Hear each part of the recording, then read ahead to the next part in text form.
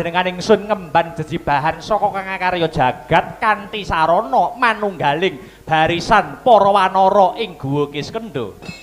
Mulat mangandhap katingal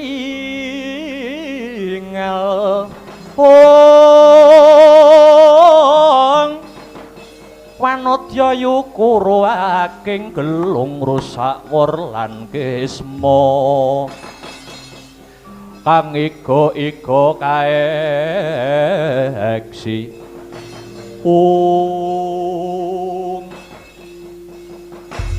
Kakang Anoman piye Jaya Anggada karepmu piye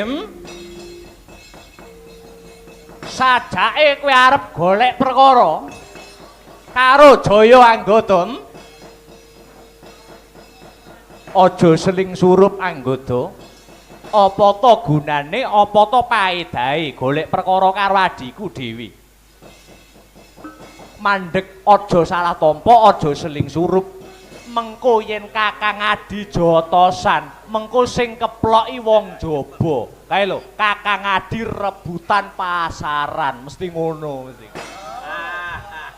gek murah-murahan lho aku murah kok aku nyapa mula aja kleru panampa ya Di aja kleru panampa nyatane kowe ngejloki rega ngono kuwi tegese kowe golek rai kowe golek perkara saiki ngene wae kowe Kakang Anoman lakon dadi dutane Sinuwun Rama Wijaya yen wis bisa ngalahke Jaya Anggada aku ora kepengin regejekan lho Di sumurupa gaman paling ampuh mono gaman manunggal utawa tembunge mentereng persatuan dan kesatuan sapa wae sing dadi duta mono dadi hak lan wewenange Sinuwun Rama Wijaya wah redep ayo aja kesuwen tanding ngono iki adimu Jaya Anggada oh ngejak geger kowe ada apa ini ada apa kok pada geger toh ya ampun ada apa padha ketheke nek gelut welek lho mengko aku sing dadi dutane Rama Wijaya Bagong aku sing dadi dutane Sri Rama Wijaya Jaya Anggada pengen dadi duta kepengin Ndara Anoman aku yo kepengin Bagong jenengan pun madhep tenan pengen dadi dutane Sri Rama Wijaya wis Bagong aku madhep tingkatku wis bunder sediaku wis golok gilik aku pengen dadi dutane Sri Rama Wijaya 200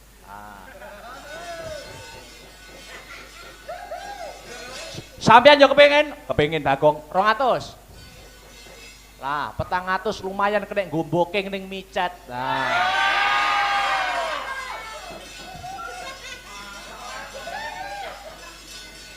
ayo kowe gelem minggat ora gelem minggat kelakon tak nggo keset ndasmu joget tak kendangi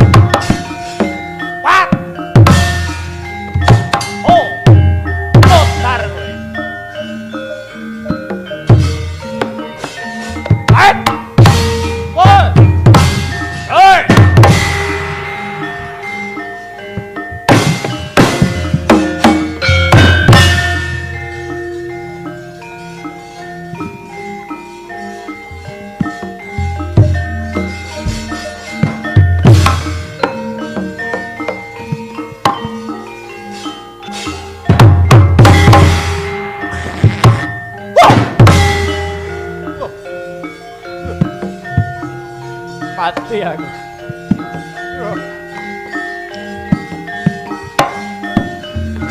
Oh. Mo. Wait. Wait. Wah.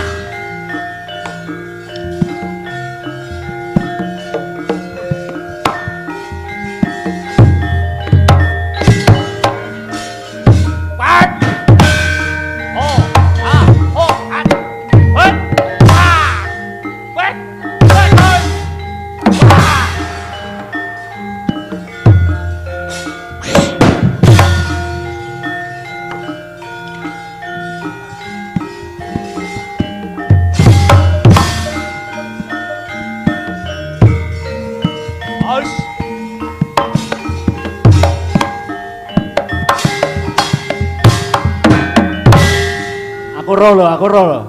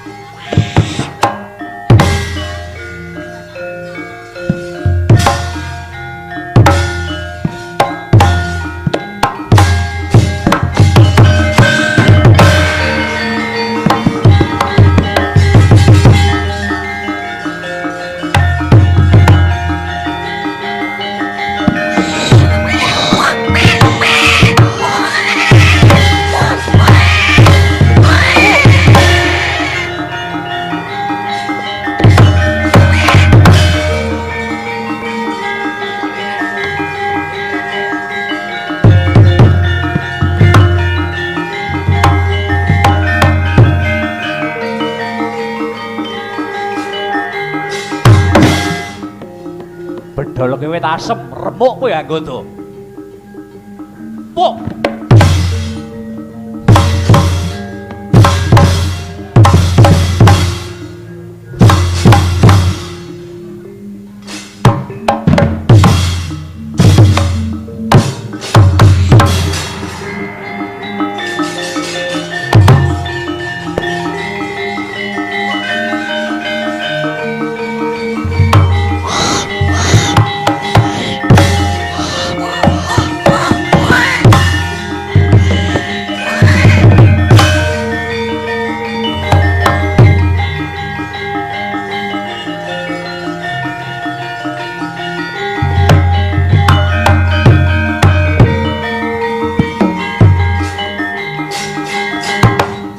Wah, iki senenganku. Aku wis seneng nek kon dolanan gunung ngene iki.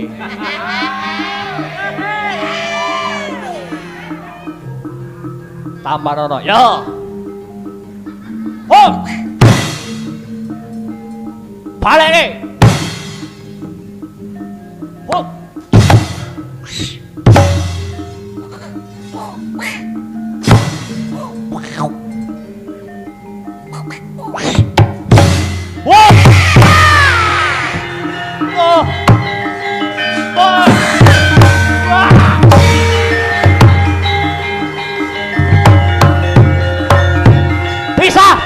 Bisa.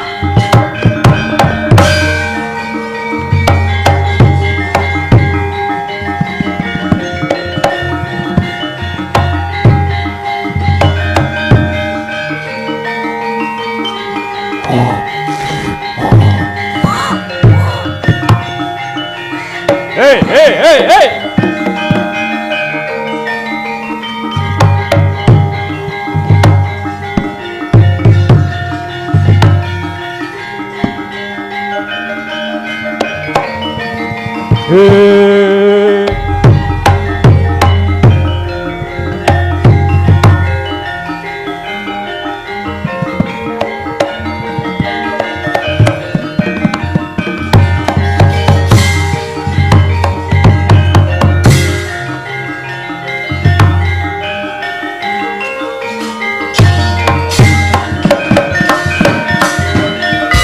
Anudharit Yasrari Uturwa Therawat Wati wedi lamun kauningan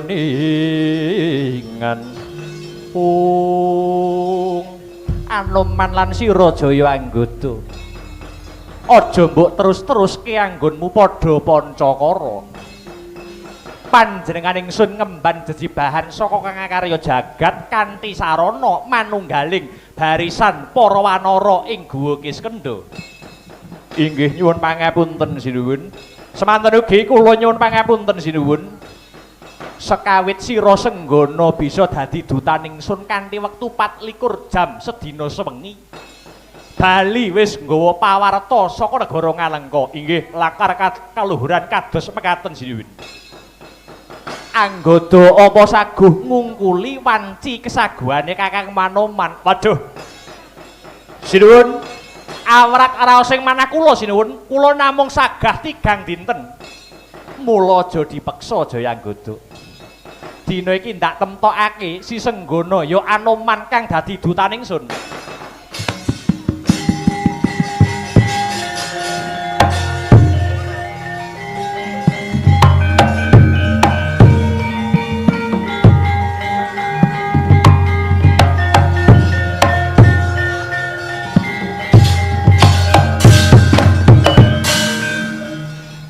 Senggana kula wonten dawuh tinimbalan sinuwun Prabu Rama Wijaya.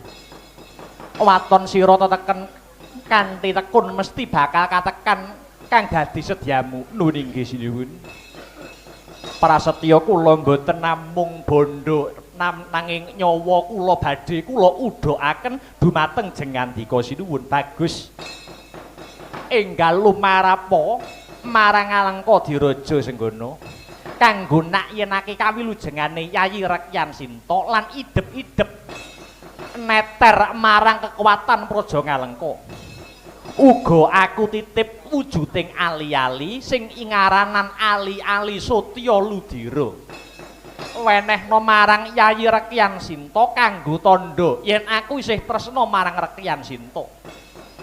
Yen ali-ali Sotya Ludira isih sedeng digawir Yayi Rekyan Sinta tegese Yayi Rekyan Sinta isih suci. Nanging yen wis ali-ali Sotya Ludira ora sedeng ana ing tangane astane si Rekyan Sinta tegese si Rahwana wis duwe niat kang ora prayoga tumrap garwaning ingsun Maragagi Tampanana lan enggal budala Anoman. Kula nyuwun pangestu sinuwun, pangestuku gumraja kaya banyu seduda. Muga-muga kasembadan kang dirayuh Senggana.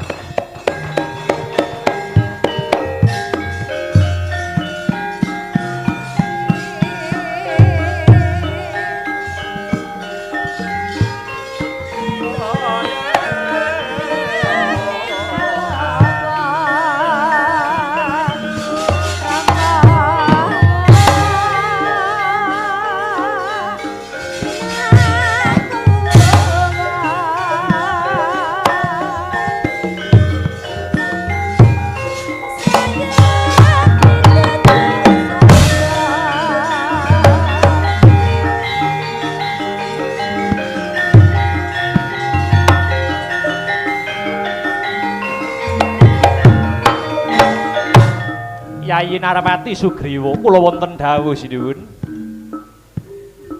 Kepiyakna para wadyabala kinen nguntapke ngombyongi lakune si Senggana kang bakal lumarap aning Praja Ngalengka. Ngestaken dawuh sinuwun, aja nganti tundha Bima ya.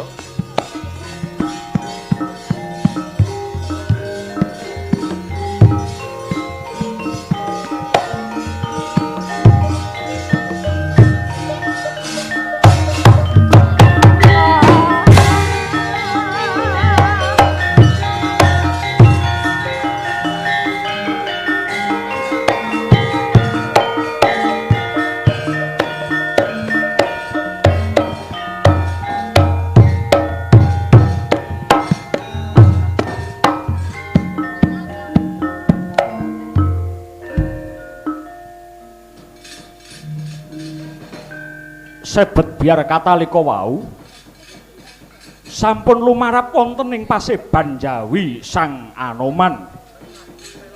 Nadyan rinaos kagok Sang Sugriwa tansah nglurug wonten sisih kulon.